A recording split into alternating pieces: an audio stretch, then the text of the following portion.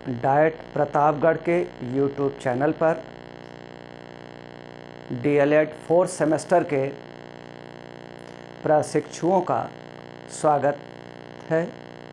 हम लोग उत्तर के विशाल मैदान का अध्ययन इसके पहले के वीडियो में कर चुके हैं, पहले की क्लास में कर चुके हैं। हम लोग उत्तर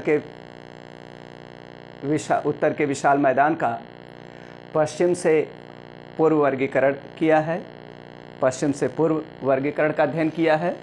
अब हम लोग उत्तर के विशाल मैदान का उत्तर से दक्षिण या शिवालिक के सहारे या शिवालिक के समानांतर अध्ययन करेंगे।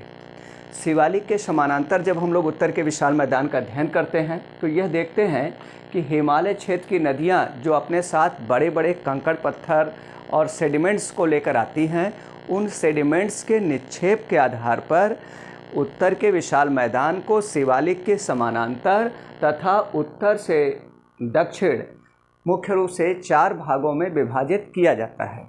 अब यह निर्भर करता है, यह डिपेंड करता है इन सेडिमेंट्स के निक्षेप पर। तो जो नदियों द्वारा लाए गए कंकड़ पत्थर और सेडिमेंट्स होते हैं, उनमें जो सबसे बड़े बड़े कंकड़ पत्थर होते हैं तो उनको कहते हैं गोलाश्म। जो सबसे बड़े बड़े कंकड़ पत्थर नदियाँ हिमालय के ढालों से, उच्च पर्वतीय प्रदेशों से नदी आती हैं तो ढाल अधिक होगा, ढाल अधिक होगा तो वेग अधिक होता है, वेग अधिक होता है तो काइनेटिक एनर्जी हाफ mv², गतिज ऊर्जा काफ़ी ज़्यादा हो जाती है नदियों की।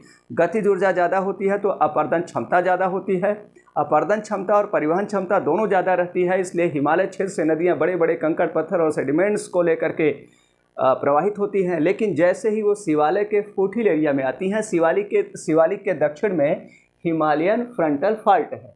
हिमालयन फ्रंटल फॉल्ट के कारण ढाल में तेज़ी से गिरावट आती है, तो नदियों की गतिज ऊर्जा में कमी आती है और उनके परिवहन क्षमता में भी तेज़ी से गिरावट आती है। इसलिए नदियाँ बड़े बड़े कंकड़ पत्थर को अब अपवाहित नहीं कर पाती या प्रवाहित नहीं कर पाती अपने साथ।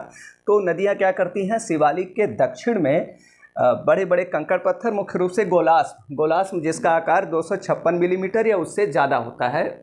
आकार का मतलब इनका सेमी डायमीटर या इनका जो त्रिज्या होगी 256 मिलीमीटर या उससे ज़्यादा बड़े बड़े जो कंकड़ पत्थर हैं उनको गोलाश्म कहेंगे। उनसे जो छोटे कंकड़ पत्थर हैं उनको कोबल और हिंदी में गोलाश्मिका, जिनका आकार या जिनका सेमी डायमीटर या जिनकी त्रिज्या 256 मिलीमीटर से लेकर 128 मिलीमीटर के मध्य है, और उससे जो छोटे कंकड़ पत्थर हैं उनको कहते हैं गुंटिका और इंग्लिश में पेबल या गुंटिका। इनका आकार होता है 128 मिलीमीटर से, गुंटिका का आकार 128 मिलीमीटर से 64 मिलीमीटर के मध्य होता है।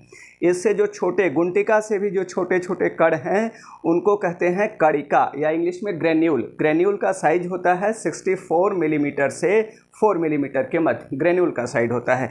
ग्रेन्यूल से जो छोटे होते हैं उनको सैंड और हिंदी में रेत कहते हैं। रेत का जो सेमी डायमीटर होता है या त्रिज्या होती है वह 4 मिलीमीटर से 1/16 मिलीमीटर के मध्य होती है।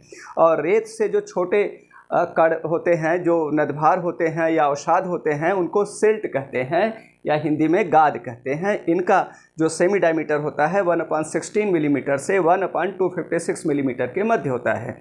इसके अलावा इससे जो गाद से भी जो छोटे कण होते हैं उनको कहते हैं क्ले, चीका मिट्टी। चीका मिट्टी का जो डायमीटर होता है, सेमी डायमीटर या त्रिज्या, वो 1/256 मिलीमीटर से भी कम होता है।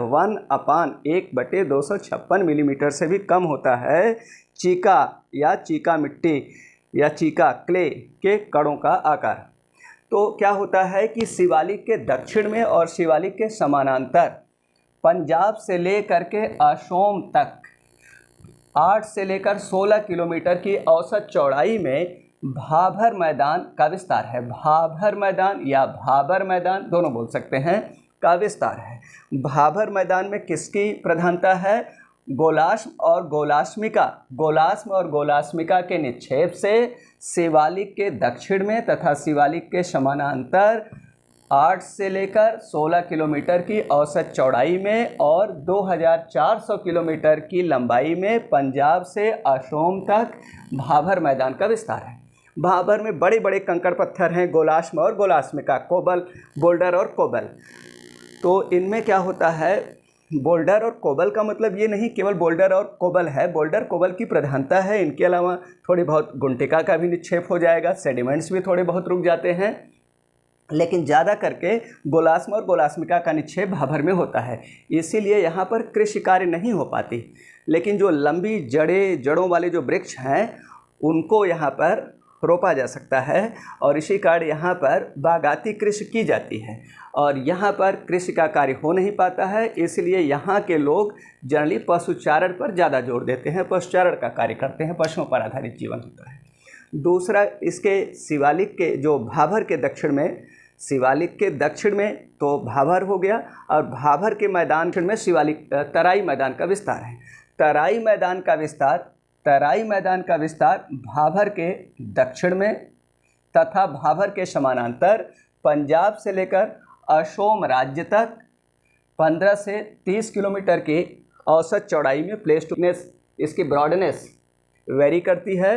15 से 30 किलोमीटर की चौड़ाई में असोम से लेकर के पंजाब से लेकर असोम तक 15 से 30 किलोमीटर की चौड़ाई में और 2400 किलोमीटर की लंबाई में तराई मैदान का विस्तार है। अब तराई मैदान को तराई मैदान क्यों कहते हैं? क्योंकि भाभर क्षेत्र में क्या होता है कि जो छोटी नदियां होती हैं, जिनको यहाँ पर जनरली चो या रालोस कहते हैं, चो या चोस रालोस कहते हैं, ये जो छोटी नदियां होती हैं यह क्या हो जाती हैं, अंतस्थ नहीं कह सकते हैं उसको, इंटरमिटेंट हो जाती हैं। इस तराई मैदान में वो उनका जल खो जाता है। सॉरी, भाभर मैदान में जो छोटी नदियां होती हैं वे लुप्तप्राय सी हो जाती हैं। भाभर मैदान में छोटी नदियां लुप्तप्राय सी हो जाती हैं और तराई मैदान में वे रीअपियर होती हैं, पुनः प्रकट होती हैं। और इसी कारण तराई मैदान अक्सर नम बना रहता है, तर बना रहता है, वेट बना रहता है, गीला बना रहता है, आर्द्र बना रहता है, इसीलिए इसे तराई मैदान कहते हैं। तराई मैदान का जो पश्चिमी भाग है इसमें आर्द्र पतझड़ वनों का विस्तार अधिक मिलता है और तराई मैदान का जो पूर्वी भाग है इसमें अर्ध सदाबहार वनों के वृक्षों का अधिक विस्तार है। तराई में धरातल नम बना रहता है, इसी कारण से यहाँ पर क्या होगा, कीड़े मकोड़ों की प्रधानता होगी, बैक्टीरिया, जीवाणु आज ज़्यादा होंगे, मच्छर ज़्यादा यहाँ पर पनपेंगे, तो जो जीवाणु और विषाणु जनित रोग होते हैं वो तराई क्षेत्र में ज़्यादा होता है। तराई में बड़ी बड़ी घासें होती हैं, जैसे सवई घास है, बाँस होती है।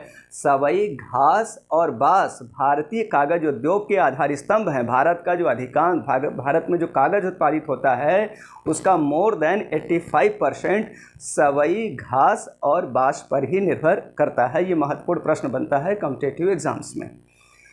तो इसके बाद हम लोग, अब जैसे भाभर था तो इसमें क्या होता है कि भाभर के बारे में हम लोग पढ़ चुके हैं ब्रीफ में, तो इसमें नदियां लुप्तप्राय सी हो जाती हैं भाभर मैदान में और तराई मैदान में पुनः प्रकट होती हैं। और इसके बाद हम लोग तराई के दक्षिण में दोआब मैदान की बात करते हैं। दोआब का विस्तार कहाँ पर है? तराई के दक्षिण में और तराई के समानांतर दोआब का विस्तार है। पंजाब से लेकर असोम तक दोआब का विस्तार है। दोआब का शाब्दिक अर्थ है दो नदियों के मध्य का उपजाऊ भूभाग, दोआब का। जैसे गंगा यमुना का दोआब, गंगा रामगंगा का दोआब, रामगंगा गोमती का दोआब, गोमती घाघरा का दोआब, घाघरा के आगे क्या हो जाएगा? गंडक, घाघरा गंडक का दोआब, गंडक कोसी का दोआब। दो नदियों के मध्य, दोनों बड़ी नदियों और उनकी सहायक नदियों द्वारा लाए गए अवसादों के निक्षेप से निर्मित मैदान दोआब कहलाता है। सामान्यतः जो दोआब मैदान है उसका निर्माण हुआ है रेत, गाद और चीका मिट्टी के निक्षेप से। दोआब मैदान का निर्माण रेत, गाद और चीका मिट्टी के निक्षेप से हुआ है और इन तीनों प्रकार के रेत, गाद तथा चीका मिट्टी के जो कण हैं उनसे हुआ है, क्ले से, मतलब सैंड सिल्ट क्ले के निक्षेप से दोआब का निर्माण हुआ है। दोआब का निर्माण हुआ है सैंड सिल्ट क्ले के निक्षेप से, अर्थात 64 मिलीमीटर से लेकर के जो लेस देन 1/256 मिलीमीटर वाले जो सेडिमेंट्स हैं उनके निक्षेप से दोआब का निर्माण हुआ है। अब दोआब में होता क्या है कि दोआब में दोमट मृदा की प्रधानता है, जिसमें बलुई दोमट होगा, बलुई दोमट, गाद दोमट, चीका दोमट, ये चार प्रमुख हैं और कई प्रकार की दोमट मृदाएं दोआब में पाई जाती हैं। दोआब का अत्यंत उपजाऊ क्षेत्र होता है, दो नदियों के मध्य का अत्यंत उपजाऊ क्षेत्र होता है दोआब। और दोआब में मुख्य रूप से दो प्रकार की मृदाएं पाई जाती हैं।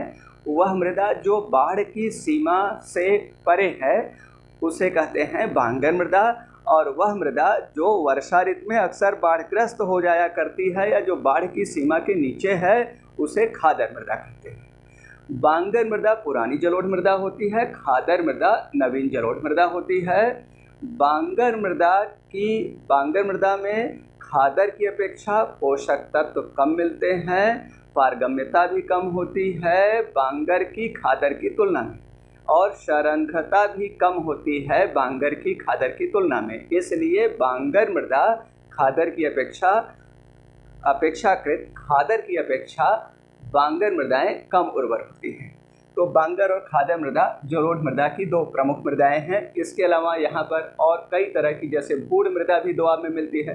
दोआब का वह क्षेत्र जहाँ बांगर मृदा की प्रधानता होती है वहाँ पर बांगर में चूना के कंकड़ पत्थर खादर की अपेक्षा ज़्यादा होते हैं। तो जब ऊपर की मुलायम मृदा जहाँ से अपरदित हो जाती है तो नीचे की चूना के कंकड़ वाली जो मृदा है वो धरातल पर स्पष्ट दिखाई देने लगती है, उसे भूढ़ मृदा कहते हैं। इसी तरह से छोटे छोटे बहुत से शब्द हैं यहाँ की मृदाओं के लिए। अब जैसे बांगर वाला जो क्षेत्र है उसमें क्षारीयता की समस्या अधिक होती है।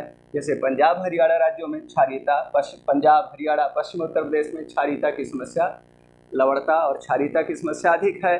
और वहीं पर जो खादर मृदा है इसमें लवणता और क्षारीयता की समस्या कम है।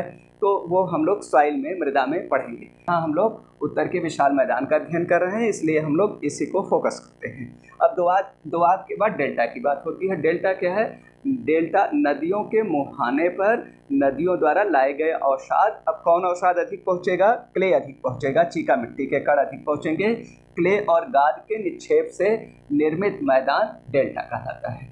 जैसे विश्व का सबसे बड़ा डेल्टा है गंगा ब्रह्मपुत्र का डेल्टा, 1.25 लाख स्क्वायर किलोमीटर क्षेत्रफल में भारत के पश्चिम बंगाल राज्य और बांग्लादेश में गंगा ब्रह्मपुत्र डेल्टा का विस्तार है। विश्व का विशालतम डेल्टा है गंगा ब्रह्मपुत्र का डेल्टा। अब डेल्टा क्या है, डेल्टा का निर्माण कैसे होता है, ये इस लाकृतियों में पढ़ेंगे और वो आपके सिलेबस में है नहीं, तो उसको हम लोग आगे पढ़ेंगे।